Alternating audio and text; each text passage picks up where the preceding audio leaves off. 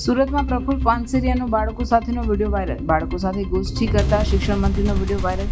સુરતના કામરેજના ખોલવડ ગામનો વિડીયો. રસ્તાના ખાતમુહૂર્ત માટે ગયા હતા પ્રફુલ્લ પાનસેરિયા. પ્રફુલ્લ પાનસેરિયાએ બાળકો સાથે કર્યો વાર્તાલાપ. સામાન્ય વ્યક્તિની જેમ ઓટલા પર બેસી બાળકો સાથે ગોષ્ઠી. પ્રફુલ્લ પાનસેરિયાએ બાળકોને અભ્યાસ અંગે પૂછ્યા સવાલ.